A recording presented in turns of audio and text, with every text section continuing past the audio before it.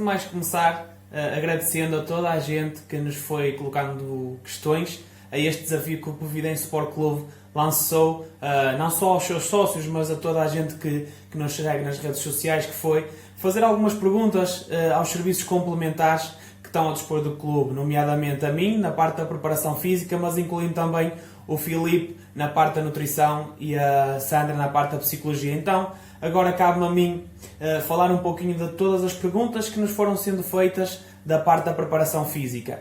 E nesta fase, nesta altura, outra coisa não estaríamos à espera, que era, falou-se do tema treino na quarentena, ou seja, nesta fase que todos estamos a viver. E de que forma é que poderíamos e que exercícios é que deveríamos fazer e também se as nossas lides domésticas, a nossa atividade diária seria suficiente para manter os nossos índices de treino. E a resposta é muito simples.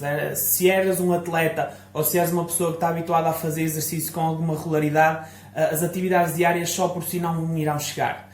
Terás que tentar implementar alguns exercícios, inclusive podes nos procurar nas redes sociais, que nós deixámos lá 2 vídeos realizados pelo Povidense Sport Clube, que dão algumas dicas sobre exercícios para atletas e para a parte do futebol. Se tens alguma outra questão, ou se por algum motivo aquele treino, que é generalista, sejamos sinceros, não se adequa à tua realidade enquanto atleta, não há problema, podes entrar em contacto comigo ou com o clube, que nós certamente tentaremos ajudar. Porque depois aqui a questão também que se levanta, que foi colocada, é: num atleta, o que é que será mais importante, digamos assim? Será manter a massa muscular ou será manter a capacidade cardiorrespiratória? Num atleta não dá para nós conseguirmos ir para um lado e não ir para o outro. Não queremos que uma coisa seja mais importante que outra. As duas serão importantes. Será importante, como pudeste ver naqueles vídeos, estímulos que te potenciem não só a parte da velocidade, que não te potenciem só a parte cardiorrespiratória, mas também que te potenciem a manutenção da massa muscular, porque nesta fase o mais importante é mantermos a nossa condição física o mais estável possível.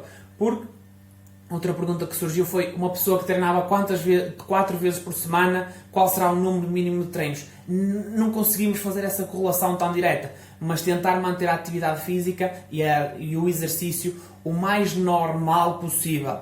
E lá está, mais uma vez, se precisarem da nossa ajuda, nós estaremos dispostos a ajudar nesse sentido. Porque o grande problema, da outra pergunta que foi feita, se a perda de massa muscular nesta fase de quarentena será um risco de lesão quando tudo isto voltar à normalidade, ou seja, no reinício dos treinos. Não há uma correlação direta com a perda de massa muscular e o reinício. Há uma relação entre os rácios agudos e crónicos de carga, ou seja, baixas drásticas na carga e depois aumentos de carga exponenciais em curtos espaços temporais. E isso poderá ser problemático, que é o que estamos a viver hoje. Portanto, mais uma vez será necessário e fundamental conseguirmos manter as nossas qualidades físicas e a nossa condição física o mais controlada possível. Não conseguimos fazer tudo o que fazíamos anteriormente, é verdade, mas com alguns exercícios mais analíticos, que não é futebol, conseguimos pelo menos garantir a manutenção da condição física o mais estável possível. E assim, quando reiniciarmos, conseguimos reduzir o risco de lesão no futuro. Abrindo agora aqui outro subtópico que nos surgiu nas questões. Trata-se da preparação para o jogo e na recuperação pós-jogo. Ou seja, aquilo que será o nosso aquecimento antes de cada jogo e aquilo que será a nossa recuperação após. Portanto, passando do princípio inicial, a preparação para um jogo, como é que terá que ser um aquecimento, como é que terá que ser um reaquecimento, ou seja, naquele período após o intervalo, e que sentido fará isso, se faz sentido ou não. É assim, um aquecimento passa do pressuposto que temos que preparar o atleta para aquilo que será a demanda desportiva. Começar com exercícios de menor intensidade numa fase inicial do aquecimento e ir progredindo, acabando com os exercícios mais intensos e de menor duração. Terminar o aquecimento com sprints, com saltos, mudanças de direção e reações a um determinado estímulo. Isso será o mais proveitoso. Não perder muito tempo naquilo que é a transição entre final de aquecimento e início do jogo, fazer isso da forma mais curta e mais rápida possível, tentando até não ultrapassar os 10 minutos, se bem que em alguns contextos não é possível, mas se possível isso. E depois, mais uma vez, por causa disso, faz sentido no final do intervalo fazer um reaquecimento. para voltarmos, o que é dito é para voltarmos com a nossa temperatura àquilo que seria a temperatura do corpo no final da primeira parte. Portanto, rapidamente, em 1 minuto, 1 minuto e meio, nós conseguimos fazer alguns exercícios de intensidade alta e curta duração para voltarmos com a nossa temperatura a esse estado que é pertinente. Ou seja, exercícios como saltos, sprints, mudanças de direção, coisas num minuto, nós conseguimos facilmente fazer com que o atleta restabeleça os seus níveis de temperatura corporal. Isso terá que ser obrigatoriamente associado a fatores climatéricos. Exercícios em dias que terão que ser mais prolongados em dias que terá mais frio, exercícios que terão que ser, se calhar, menos prolongados em dias que estará mais quente. Isso terá que ser algo a ter em conta também na parte do ajuste do aquecimento. No que toca e no que diz respeito à recuperação após o jogo, falando daquilo que seria a folga no dia 2 a seguir ao jogo ou no dia 1, ou seja, no dia logo a seguir o jogo, fará mais sentido recuperar e folgar aquilo que são os atletas no dia logo a seguir ao jogo. Porque depois falámos também de algumas estratégias que podem melhorar a recuperação do atleta, como foi falado nos banhos de gelo, podem também ser falados dos alongamentos, ou então a passagem do foam roller, do rolo de espuma. Não há nada que suporte a melhoria na recuperação do atleta em termos inflamatórios, ou seja, o dano continua lá. O que melhora com essas técnicas é a percepção de fadiga do atleta, ou seja, o atleta tem na mesma o dano, mas sente-se melhor para fazer uma atividade. E isso, em momentos de época mais intensos, poderão ser estratégias viáveis a utilizar para conseguirmos ter o nosso atleta mais predisposto para. Não quer dizer que com isso ele já não precisa recuperar, porque precisa. Apenas estamos a tentar camuflar e fazer com que ele se sinta melhor para treinar ou para jogar dentro de determinados contextos.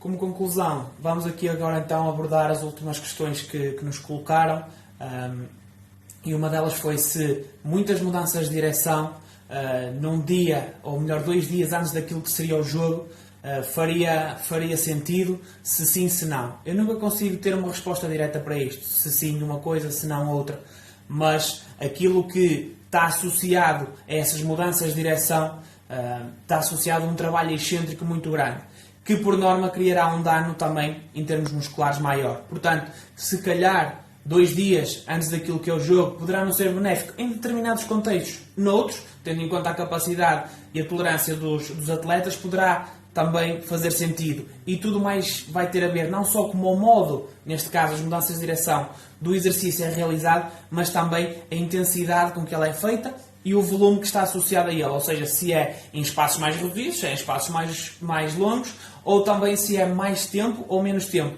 Tudo isso será influência, portanto não conseguirei dar uma resposta tão exata. Tão exata também não conseguirei dar uma resposta quando me foi perguntada, e eu vou passar a bola para o meu colega Filipe Sousa, na parte das câimbras, se existiria algum exercício em termos preventivos para a não realização ou para a não obtenção de câimbras no decorrer do jogo. Não há nada que me diga que vai fazendo aquilo, não vai ter câimbras. Estará relacionado obrigatoriamente com aquilo que é a condição do atleta. Não passar rolo, fazer alongamentos, não vai prevenir o aparecimento dessa mesma câimbra. Pode acontecer, no aparecimento da câimbra, a realização dessas técnicas pode ter ali um fator inibitório que conseguirá fazer com que o atleta aguente mais algum tempo dentro de campo sem sentir a câimbra. Será uma desregulação que existiu, o nosso corpo não está a conseguir lidar com ela, e esses fatores, como por exemplo o rolo de espuma ou os alongamentos, quando já ocorre a câimbra, poderá ser uma forma de inibir o processo em termos centrais e então o atleta conseguir um pouco mais. Mas não são fatores a ser tidos em conta para atenuar, ou seja, ou para prevenir o aparecimento da mesma. Tendo em conta aquilo que também é a nossa realidade hoje em dia, não conseguimos dar uma resposta de exercícios para nós realizarmos quando temos mais dores na nossa zona lombar ou não. O que eu indico sempre, há uma correlação com a força e a dor lombar crónica. Existe uma relação com treinar e a dor lombar crónica.